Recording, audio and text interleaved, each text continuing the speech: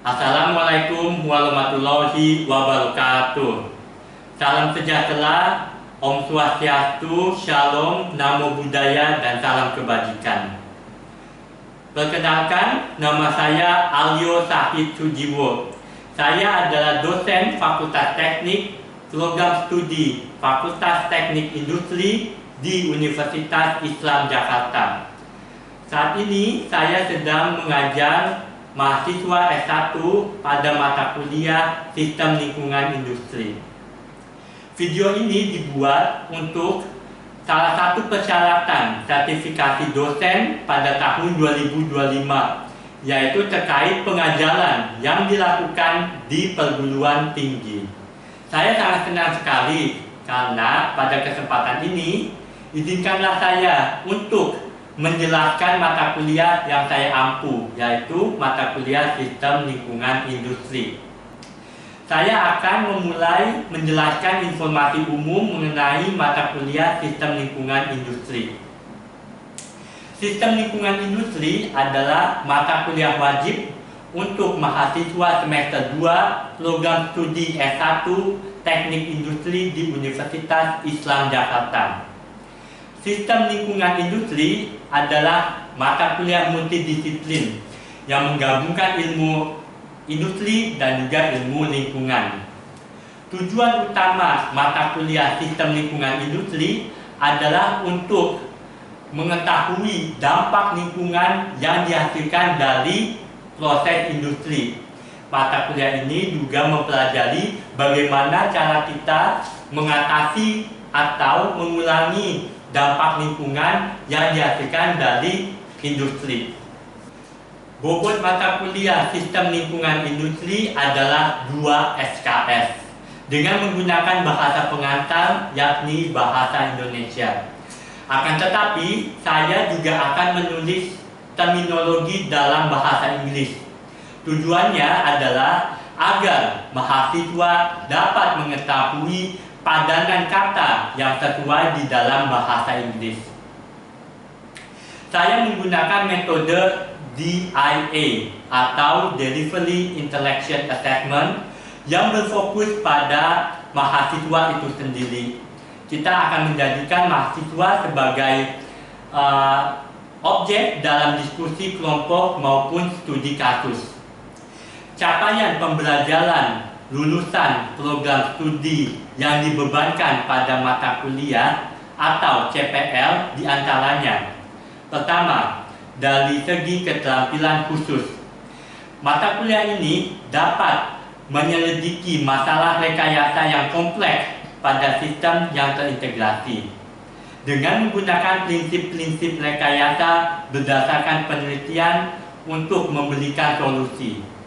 Yang kedua, mata kuliah ini juga akan dapat memberikan dari sisi pengetahuan, khususnya mahasiswa dapat menganalisa konsep dan sains alam, aplikasi matematika, statistika yang diperlukan untuk sistem integrasi tersebut. Yang ketiga, dari sisi sikap, mata kuliah ini mampu menunjukkan sikap yang bertanggung jawab atas pekerjaan di bidang keahliannya. Sedangkan untuk capaian pembelajaran mata kuliah atau CPMK pada akhir mata kuliah ini ada 3 di antaranya. Yang pertama, mahasiswa mampu meneliti dan menyelidiki masalah rekayasa yang kompleks pada sistem terintegrasi dengan menggunakan prinsip-prinsip rekayasa dengan melaksanakan riset, analisis, interpelasi, dan sintesa informasi untuk memberikan solusi terhadap dampak lingkungan dari proses industri tersebut. Kedua, adalah mampu menganalisa konsep teoritis sains alam, aplikasi matematika, statistika, sains, dan analisis engineering, prinsip-prinsip rekayasa yang diperlukan untuk sistem terintegrasi. Ketiga, mata kuliah ini dapat menunjukkan sikap bertanggung jawab dan efektif atas pekerjaan di bidang keahliannya secara mandiri. Ketika lulus, Mahasiswa yang sudah belajar sistem lingkungan industri dapat bekerja sebagai satu, sustainability expert di berbagai perusahaan, termasuk di perusahaan tambang dan perminyakan. Karena di bidang tambang dan perminyakan, bidang tersebut memerlukan sustainability expert yang akan bekerja untuk mengurangi dampak lingkungan yang dihasilkan dari perminyakan dan pertambangan. Mahasiswa yang sudah belajar sistem lingkungan industri ini juga dapat bekerja sebagai konsultan lingkungan di berbagai instansi dan juga di NGO. Mahasiswa juga dapat bekerja sebagai auditor lingkungan dan juga staf pengelolaan limbah industri lainnya. Sistem pembelajaran mata kuliah ini dilakukan secara sinkronus dan asinkronus. Mata kuliah ini ada 16 pertemuan. Pertemuan 1 hingga ke pertemuan 7 akan dilaksanakan secara sinkronus. Pertemuan 8 akan dilakukan ujian tengah semester. Pertemuan 9 hingga pertemuan ke-14 akan dilakukan mix antara sinkronus dan asinkronus. Karena dimulai dari pertemuan 9, mahasiswa akan memulai melakukan project assessment-nya masing-masing. Sehingga mahasiswa hanya akan datang ke kampus ketika untuk melaporkan perkembangan project assessment-nya masing-masing. Sedangkan di sisi asinkronus akan dilakukan melalui Zoom untuk menyisipkan bahan material pembelajaran yang sudah tertuang dalam rencana pelaksanaan pembelajaran untuk pertemuan ke-19 hingga ke pertemuan 14. Sedangkan di pertemuan ke-15 akan dilakukan presentasi di mana mahasiswa akan mempresentasikan hasil temuan dari project assessment-nya mereka. Pada pertemuan ini juga akan dilakukan evaluasi dan perbaikan terhadap project assessment mahasiswa. Sedangkan di pertemuan terakhir, di pertemuan 16, mahasiswa akan melakukan ujian akhir semester. Referensi yang digunakan dalam pembelajaran mata kuliah ini kebanyakan dari hasil penelitian yang saya lakukan. Seperti contohnya, bagaimana kita dapat mengatasi dampak lingkungan dari industri batik maupun penelitian saya lainnya terkait manufaktur hijau maupun jasa ekosistem lainnya. Mahasiswa juga dapat menggunakan sumber referensi lainnya seperti buku, jurnal penelitian lainnya, dan sumber-sumber referensi terpercaya lainnya. Bobot penilaian dalam mata kuliah ini adalah sebagai berikut. Yang pertama, project assessment sebesar 50%. Yang kedua, partisipasi dan absensi sebesar 10%, UTS 10%, UAS 15%, dan tugas menulis sebesar 15%.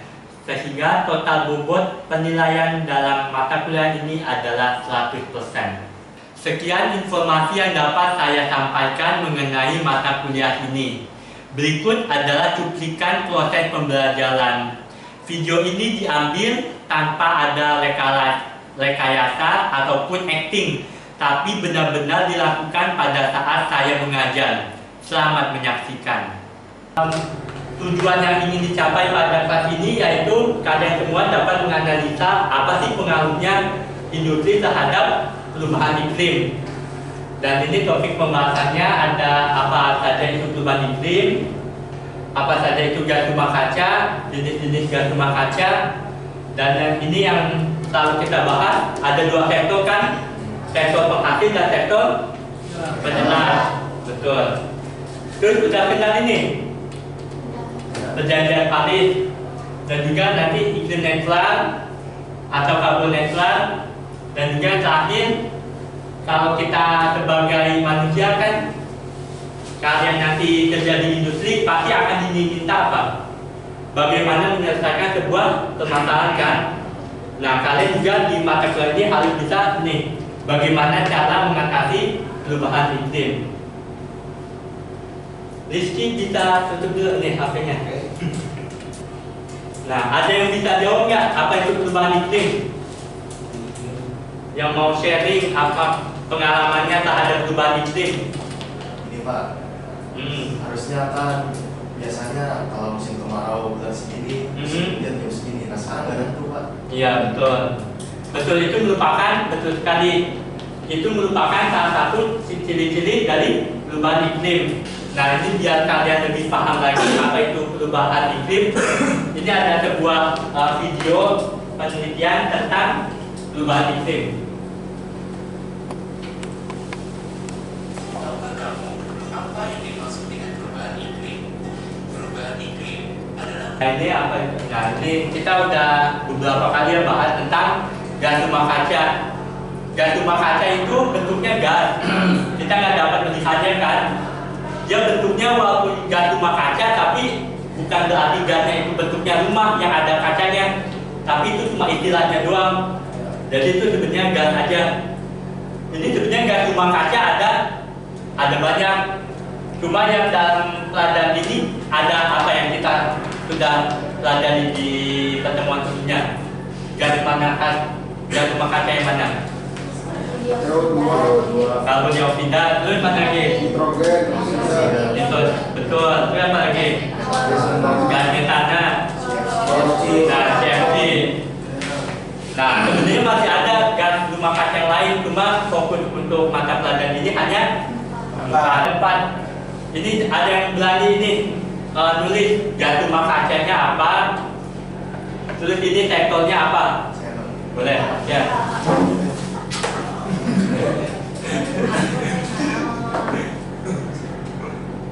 Betul, tidak.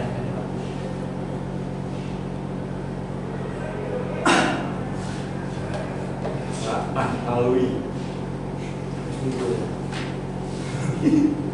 Boleh, betul. Makasih. Siapa Alwi? saya dulu Pak. Saya Pak. Ya, diskon, silakan.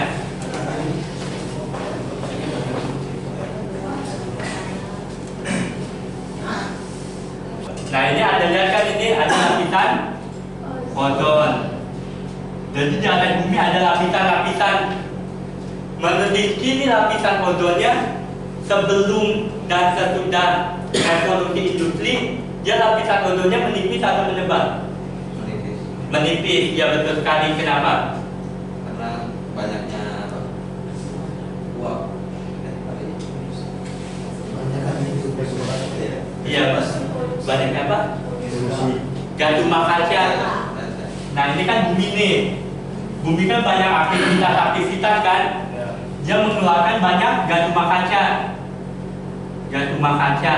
Jadi ini lapisan ozonnya misalkan dulu sebelum zaman revolusi industri misalkan 30 km.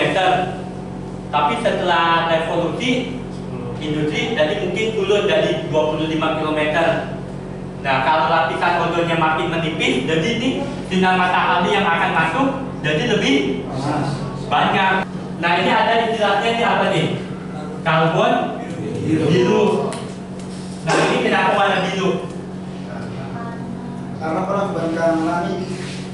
Nah kita cari jawabannya di video ini. pasti di antara kalian banyak yang bertanya-tanya apa sih sebenarnya blue carbon itu?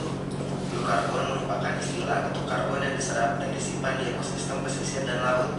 Karbon ini berwarna biru dikarenakan terbentuk di bawah air. Lalu, apa fungsinya hingga sebegitu penting? Blue carbon sangatlah penting karena potensinya yang dapat menyerap karbon secara efektif sehingga dapat Divanka bisa jelaskan nggak apa itu perjanjian Paris?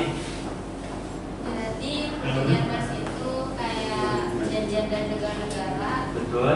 buat bikin sepakat itu kalau di tahun 2050 itu Betul. harus mencapai iklim netral.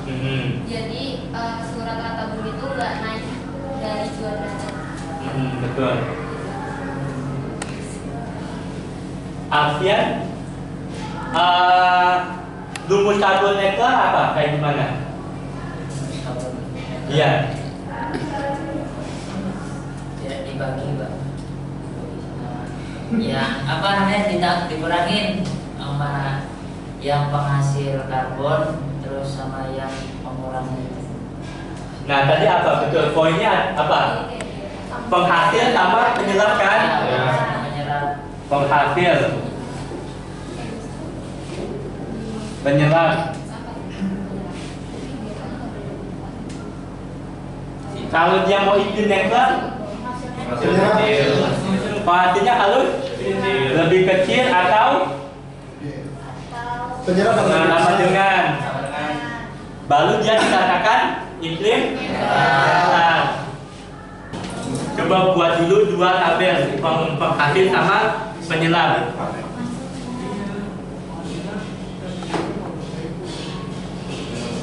Ya, dua tabel.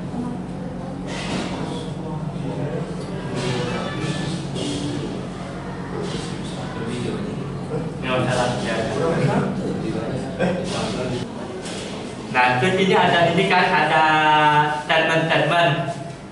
Kamu harus bisa menentukan apakah statement ini masuk ke penghasil atau ke penyerap. Ini tidak memiliki mangrove.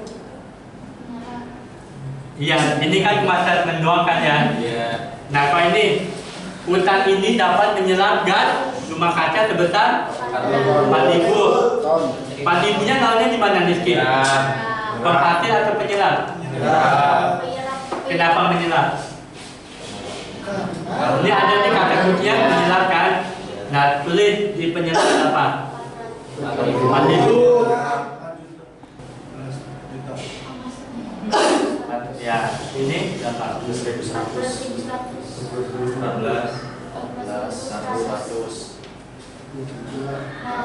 Nah, terus tentukan ini penghasilnya atau penyerapnya yang paling banyak? Penghasil. Iya, penghasil lebih besar daripada penyerap. Jadi ini udah iklim netral belum? Belum. Kenapa? Rizky? Lebih banyak. Perdagangan karbon kan? Perdagangan karbon internasional. Kalau harga satu unitnya 100.000, negara nomor satu harus bayar berapa? 1 juta, 10 juta. Terus satu berapa? 20.000. 100.000. 100.000. Ah. 100 juta. 10 juta. 100. 20 juta. Gimana hitungnya? Coba maju. Maulana. Masuknya kalau ngambil nilai ya.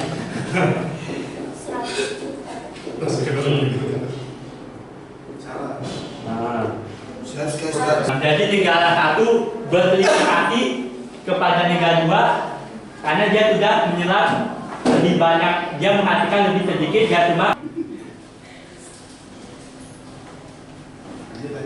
Ya, lanjut ya.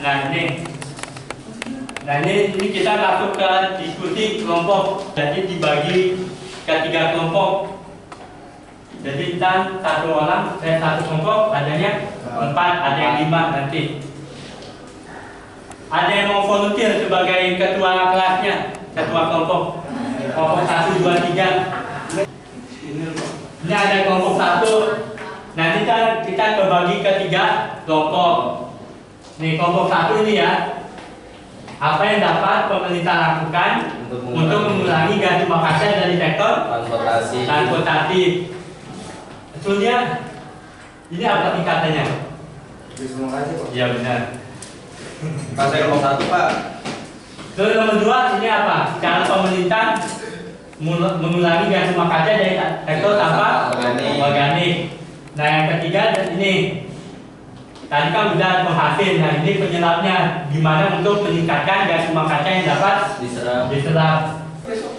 Nih sebut nomor 1, 2, 3. Kan udah Pak, Oh iya. Oh iya.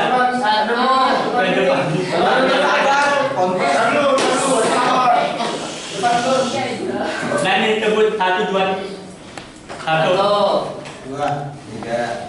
1, 1 lagi. 2, 3. Sudah 3. Sudah. 4, 2, 3. 1. Nah yang 1 ke ini. Benar. Ke ini. Sehat.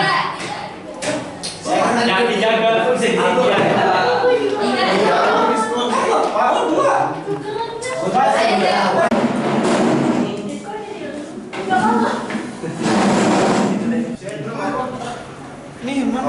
Ini apa? Ya udah itu Ini apa ini? konversi BBM ke BBG. Semangat banget. Belum. Kenapa diserap? Oke juga. Bukan pembentuknya jadi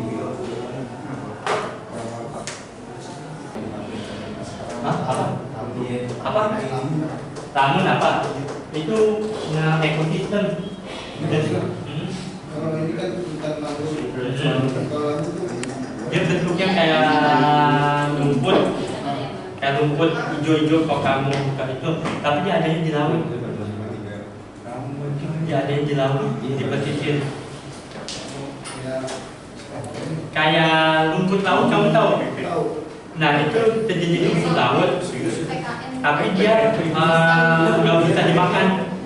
Kalau rumput laut kan kamu makan. Kalau lamun laut nggak bisa dimakan. Tapi bentuknya sama. Oh enggak, dia bentuknya sama kayak rumput laut, tapi dia bukan rumput laut. Kebijakannya. Iya, laut. Ada ini, ada mungkin. Gak ada pertanyaan kan ya Pak? Setiap kelompok gak ada. Nanti kita presentasi di ini. Gak ada pertanyaan kan dari kelompok-kelompoknya? Ya ada nanti. Dari materinya itu bagian itu. Kalau saya jelasin. Wabarakatuh. Waalaikumsalam warahmatullahi wabarakatuh. Kami di sini untuk membahas diskusi apa yang dapat pemerintah lakukan untuk mengurangi IRK dari sektor sampah organik. Jadi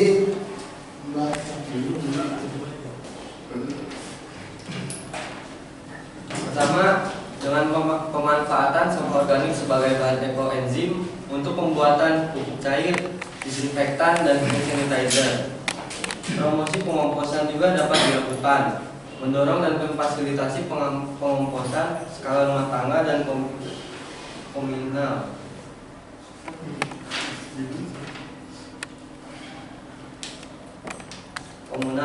Dapat secara signifikan mengurangi. Ada pertanyaan.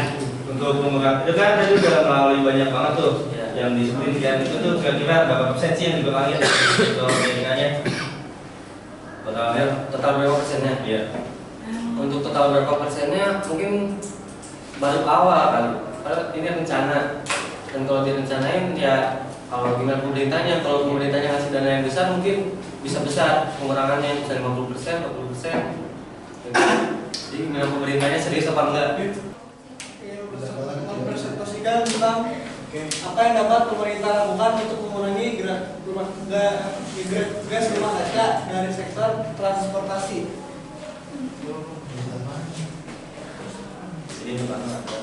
Jadi yang pertama tuh ada ini ya, ini yang ini.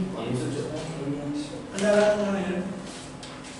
Jadi yang pertama pemerintah harus lakukan adalah mengurangi mengkonversi dari BBM ke BBG atau bahan bakar minyak ke bahan bakar gas. Yang kedua, kendaraan bahan bakar minyak dikonversi lagi ke kendaraan listrik. Ada pertanyaan nggak? Saya bertanya. menurut kalian pemerintah Indonesia udah berhasil apa lagi? Apa? Udah berhasil apa belum menangani atau mengurangi IRK dari sektor transportasi? Belum seluruhnya, karena yang seperti lihat kan masih juga pakai motor, belum pakai kendaraan umum. Terus juga kan ada kasus bersuara itu dan tiba-tiba mogok tuh lama banget, jadi mengganggu kita perjalanan juga. Seharusnya kan bersuara kan yang kan. Ya boleh. Oke, bismillahirrahmanirrahim. Assalamualaikum warahmatullahi wabarakatuh. Waalaikumsalam warahmatullahi wabarakatuh. Ini pada babak kami ini kami akan menjelaskan tentang apa yang dapat pemerintah lakukan untuk meningkatkan IRK yang dapat diserap. Pemerintah juga bisa kayak nanam mangrove, karena kan mangrove termasuk kayak sektor penyerap dari BRK. Jadi kalau misalkan nanam mangrove dia juga termasuk kayak untuk mengurangi BRK juga yang bisa diserap oleh ekosistem.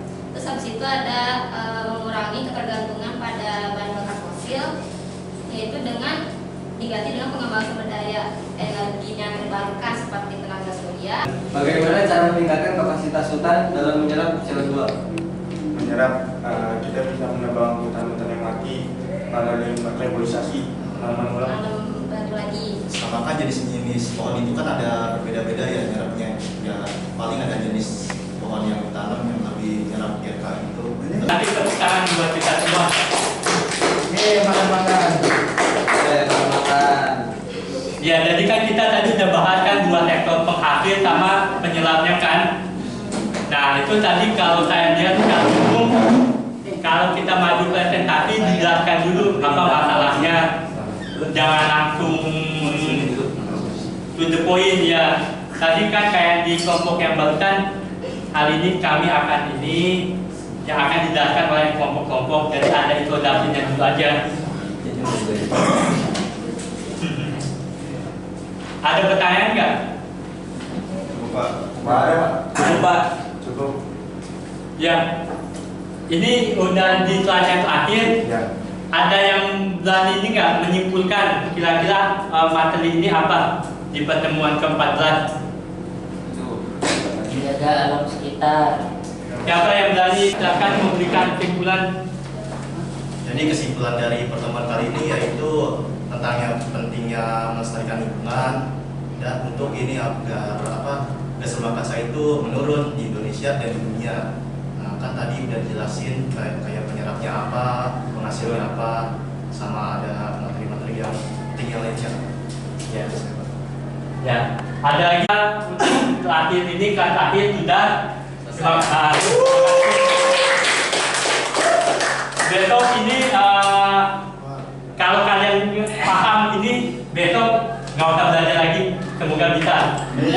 Ya. Nggak usah ulangan aja.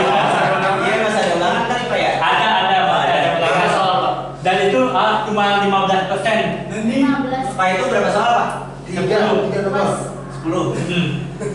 Jawaban singkat semua. Singkat kalian dari Ya. Ya, kalau begitu terima kasih semuanya ya. Terima kasih ya. Assalamualaikum warahmatullahi wabarakatuh. Untuk terakhir ini kelas akhir sudah. Terima kasih. Besok ini kalau kalian paham ini besok nggak usah belajar lagi, semoga bisa. Ya. Nggak usah ulangan aja. Iya, masih ada ulangan kan Pak ya? Ada ulangan soal Pak. Dan itu cuma 15%. 15. Pak itu berapa soal Pak? 10. Jawaban singkat semua. Singkat kalian dari ya. Ya, kalau begitu terima kasih semuanya ya. Terima kasih ya. Assalamualaikum warahmatullahi wabarakatuh. Demikian deskripsi singkat mengenai mata kuliah ini serta cuplikan dari video pembelajaran yang saya lakukan di kelas. Semoga dapat memberikan gambaran umum tentang bagaimana cara saya mengajar di dalam kelas. Terima kasih saya ucapkan kepada tim penilai dan tim panitia sertifikasi dosen SMART pada tahun 2025. Saya juga ingin berterima kasih kepada Direktorat Jenderal Pendidikan Tinggi Kemendikti Sains-Tek Republik Indonesia, serta terima kasih saya sampaikan kepada LL.Dikti Wilayah 3 Jakarta. Tidak lupa saya sampaikan terima kasih kepada Universitas Islam Jakarta, rekan pimpinan, rekan sejawat, serta rekan-rekan mahasiswa lainnya. Demikian yang dapat saya sampaikan. Mohon maaf apabila ada kekurangan maupun kesalahan yang berasal dari saya. Sekian, wassalamualaikum warahmatullahi wabarakatuh. Salam sejahtera.